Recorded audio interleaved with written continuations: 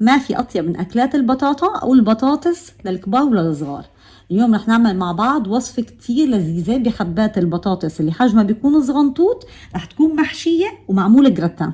كلمة جراتان مقصود فيها لما منكون عاملين صنف خضار ولكن بشكل صينية ومعه صوص بشاميل، وطبعا بقى على الوش الطبقة المقرمشة اللي بتكون من عبارة عن يعني إما جبنة أو أحيانا بتكون طبقة اللي هو الكعك المطحون مع شوية زبدة. أنا بفضل الأجبان دائما بصراحة على وش أطباق الجراتان.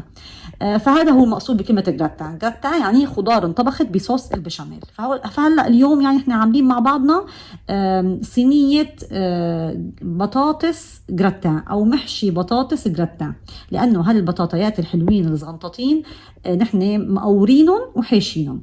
احلى شيء في هالطبق انه كمان صحي، لانه ما في عنا قلي. نصيحة وهي قلتها كتير من زمان، لما نطبخ البطاطس بالذات مع صوص البشاميل ابتعدوا عن القلي، لانه بيخلي طعمها كتير بشع، بتطلع مفتتة لما بتتقلى يعني قلي وبنحط لها صوص البشاميل، ما بعرف بتتفتت وبصير طعمها ما حلو. الأطيب للبطاطس إذا تتعمل مع صوص بشاميل إنه تكون مسلوقة سلقة خفيفة. فهلا أنا هون منقي حبات بطاطس صغنطوطين، بقورهم بهالمقورة اللي لازم تكون مشرشرة وقصيرة مثل ما انتم شايفين، وما بحفر كتير، بخلي فيها شوية سماكة. هلا بقى لما المي بتغلي، المي عندي عم تغلي وطرح فقاعات، بنزل حبات البطاطس. طيب بعد ما بنزلهم المي بتهدى حرارتها شوي، فبننتظر لتعطيني أول هيك غليان مرة تانية، ودقيقتين ارفعوهم. واذا بدك تتاكدي اذا صار وقت رفعهم او لا، اختبروا بعود خشب، لو لقيتوه دخل في حبه البطاطس من يعني من اسفلها بسرعه، فورا لازم ترفعوهم، ما بصير ينهاروا. الحشوه عباره عن نص كيلو لحمه مفرومه، وكوب وربع من البصل المفروم، كوب الا ربع من الفلفل الرومي الاخضر مفروم ناعم، نص كوب جزر مبشور، كوب ونص من الطماطم اللي قشرتها وفرمتها فرم ناعم بايدي، معلقه صغيره سبع بهارات بستعمل البهار الحلبي، ونص معلقه صغيره فلفل اسود، وربع معلقه صغيره زنجبيل بودره، نص معلقه صغيره بابريكا، معلقه صغيره من الملح. ابتدينا بالبصل كالعادة لبين ما عطيته لون هيك صار ذهبي غامق رايح على بني يعني تكرمل. رحت ضيفة اللحمة المفرومة وضفت بعدين كل التوابل اللي ذكرتها. بعد ما اللحمة المفرومة صارت في مرحلة نص السوا، نزلت الفلفلة الخضراء المفرومة ناعم وبتركها بقى تستوي مع اللحمة، وكذلك الجزر. يعني كل مرة بنخلي هيك دقيقتين الأشياء مع بعضها ونضيف المكون اللي بعده. يعني نفس الشيء الجزر بعد ما دبل شوي وطري نزلت بالبندورة أو يعني الطماطم. طبعا البندورة كميتها مي كبيرة، هي كمية بسيطة رح تعطي طراوة للحشوة وطعم كتير لذيذة. أول ما تسبكت البندورة ونشفت وتقريبا اختفت ما بقى شكلها باين، نزلت ببق مي كتير بسيط لحتى بس هيك ارجع اعطي شوية طراوة لحشوتي وتتناغم النكهات مع بعضها، ورفعت على النار. وببدا هلا بحشي حشوتي فيها طراوة بسيطة بسبب هالنقطة المي اللي انا نزلتها بالاخر. هيك غلوة رفعتهم وبدات احشي فورا. شايفين كيف حبة البطاطا بعبيها بهالحشوة. هلا ما بضغط، بخلي هيك الحشوة مفرفدة. فاكلتنا هي انا بعتبرها يعني عدة مواصفات فيها، اقتصادية وبتكفي عيلة وصحية ولذيذة جدا. نجي على الصوص، 4 معالق كبار من الدقيق اللي هو الطحين، وكاستين ونص فقط من الحليب، و4 كاسات شوربة، ومكعبين مرق دجاج، ونص معلقة صغيرة فلفل أبيض.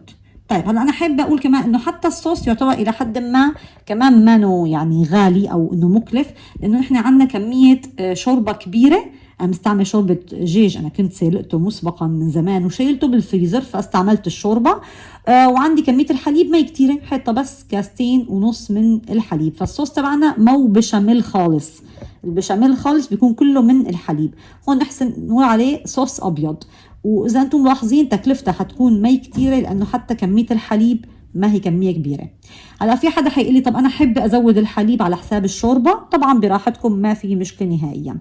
بس أهم شيء تحافظوا على النسبة ما بين الدقيق والسوائل. يعني خلي الصوص يكون طري، ما بدي صوص بشاميل، انا بدي اياه صوص ما انتم شايفينه طري. ومكعبين المرق طبعا ضفتهم وضليت عمال بقلب لغايه ما دابوا مكعبين المرق وغلى الصوص ورفعته عن النار. وطبعا حتى الفلفل الابيض كنت ضيفته وتاكدت انه اختلط كويس مع الصوص.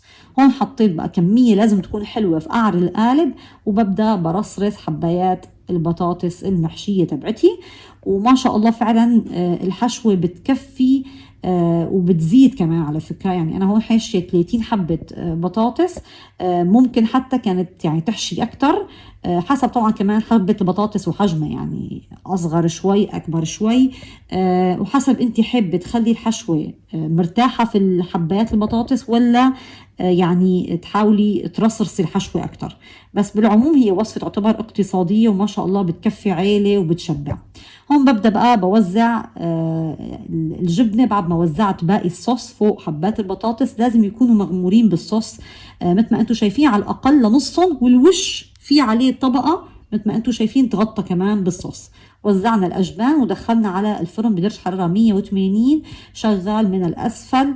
الأعلى هذا بشغله في الآخر مشان أعطي بس تحميرة للوش، بس أنا بشغل في البداية من الأسفل، وبتركن نص ساعة، ممكن حتى توصل لساعة إلا ربع، بس هو نص ساعة بتكون عادة كافية. مجرد ما تلاقي الصوص عم بيغلي وحبات البطاطس عم تتشرب من طعم الصوص، في الآخر بقى بتشغلي الشواية لحتى تتأكدي إنه الجبنة هيك تتلدع وتاخد هاللون البني المحمر الحلو كتير.